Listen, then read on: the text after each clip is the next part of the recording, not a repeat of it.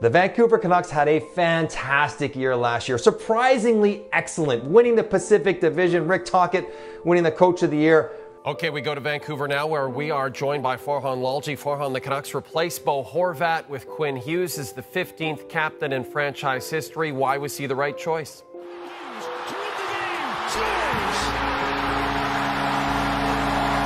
In a little bit, they'll be thrown out. Hughes with a shot, scores! Lots of traffic in front as Quinn Hughes cuts across the high slot. Now goes wide on Zetterlund. Hughes shoots, he scores! Over to Besser. Moving up is Quinn Hughes. He shoots and scores! Here's Hughes cutting in front. He shoots, he scores! Miller gives it back. Hughes on this side. Shooting, scores! A little shot there. Here's Hughes attacking from the side. He shoots, he scores! Makes a move. Stepping around Vetrano, centers, they score! Hughes takes a look, he scores! Posting in for Quinn Hughes. He got two, work a third. Hughes scores! Now works his way back to the blue line. Quinn Hughes, wrist shot, scores! I remember that, Nick. Here's Hughes, backs one in. The James Norris goes to Quinn Hughes. This is Quinn Hughes, Norris Trophy winning defenseman and one of the youngest captains in the NHL. Leading the Vancouver Canucks to their first playoff series in nearly a decade, Quinn Hughes not only stepped up in his first year as captain, but dominated the league offensively, leading all defensemen with 92 points on the season. Ultimately, the Vancouver Canucks and their players silenced a lot of doubters and critics this past season. But for Quinn Hughes, there still seems to be some chatter about his game, his ability to consistently perform, and whether or not this season is for real or just an anomaly for the young player. So today, let's answer that question. Is Quinn Hughes the NHL's best defenseman? And should you prepare for yet another massive year for this young superstar? To fully understand Quinn Hughes' status in the league, we need to take a look at every facet of his game. This will help us determine whether or not this trend is legit or a fluke from last season. So let's start with one of Quinn Hughes' biggest critiques, and that's his defensive play. Hughes is prolific offensively, there's no denying that. But as a defenseman, he hasn't always received the recognition he deserves for a player who, well, you know, plays defense. Generally speaking, until this year, the Vancouver Canucks as a whole haven't been great, which at times can make people question the better players on their roster when their play isn't transitioning to wins on the scoreboard and in the standings. For Quinn Hughes, offense seems to be his calling card, and this has caused a lot of people to believe that he should be playing left wing over left defense. But something that his biggest critics often overlook is how solid he is defensively despite the status of the Canucks. First off, this kid has some elite edges, and his ability to turn the puck up ice and maintain tight gaps in transition is what separates him from other defensemen in the game.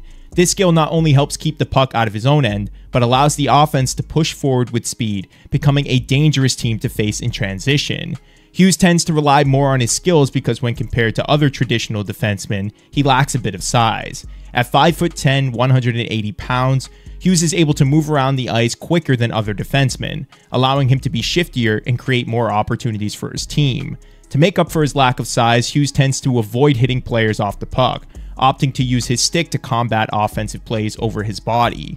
Of the 27 defenders who played at least 1,500 even strength minutes, Hughes finished second in scoring chances against with 645 and fourth in shots against with 736. Love or hate his defensive game, Quinn Hughes truly broke out this season and the numbers cannot be denied, especially when you place him alongside a guy like Hronek who complements his game so well. This is not only a nod towards Quinn Hughes but Rick Tocchet as well for recognizing how to get the most out of their young superstar. Now let's flip to the offensive side of Hughes' game, because that's where he's truly made a name for himself. I touched on his skating abilities already, but this is honestly his best attribute. When you watch him play, his ability to stop on a dime, make quick cuts, and shake off defenders with his speed and edges is very Makar-esque, if not better. Because he's smaller than a typical defenseman, like we talked about before in his defensive game, he's able to use his speed to get by skaters in transition, something that's a very important part to his game. This prevents defenses from setting up in their zone, which allows more opportunities for the forwards and offense to thrive. Outside of his skating though, Hughes is an elite passer and shooter, and can score goals and set up teammates from nearly anywhere on the ice. Because Hughes is such an offensive threat, teams are forced to stretch out their defenses to the blue line, which opens up new lanes for forwards and opportunities in high danger areas. Hughes also takes very high quality shots, which rarely get blocked by defenders. His ability to see the ice, create space, and open up new areas for teammates is what makes him one of the trickiest players to guard in this league. And without Quinn Hughes, this Canucks offense would look like a shell of themselves. Now, one other thing that's very important to note about Quinn Hughes, his offense, and how it impacts this Vancouver Canucks team is his ability to quarterback a power play unit so efficiently. This past season, Hughes had 38 points with the man advantage, with 33 of those points coming from assists. Hughes' 38 points was second best in the league amongst all defensemen, right behind Cale Makar, who had 39, and just ahead of players like Adam Fox, Roman Josi, and Evan Bouchard. He drives the power play when he's on the ice, and dominates possession because of his quick edges.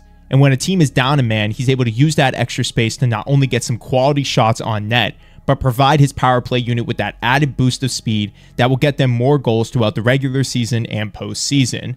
Like I mentioned before, if he's not involved in the unit, then they look wildly different from the successful power play team that we saw last year. So now that we've discussed both big facets of Quinn Hughes' game, we can sort of answer the question of whether or not he is the best defenseman in the NHL, and if this season was legit or if it was a fluke. At this point, I think Quinn Hughes has proved to us that he is more than capable of being the best defenseman in today's NHL. As far as point production, individual accolades, and leadership goes, at just 25 years old, he's done more to show us that his game is at an elite stage than the other way around. Offensively, he's always had few doubters, but this past season defensively, he's earned the respect of a lot of hockey fans after leading one of the best defensive cores into the playoffs and nearly beating the Edmonton Oilers in the second round. Expect Quinn Hughes to be right there with top defensemen in the league for the Norris Trophy every year. And something that I want to talk about as well is his leadership style, the way he prepares for the game, and just everything he does both on and off the ice to impact this Vancouver Canucks team.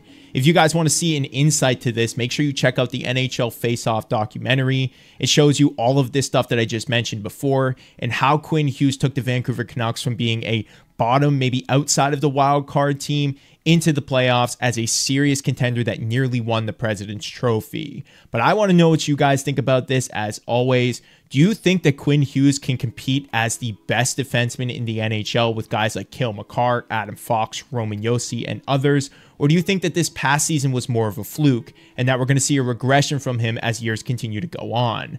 Let me know what you guys think in the comments below. Make sure you remember he's only 25 years old and he's yet to hit his prime. So if this is just a trend to what we're going to see, then you should be very excited as a Canucks fan or just a hockey fan to watch him in general.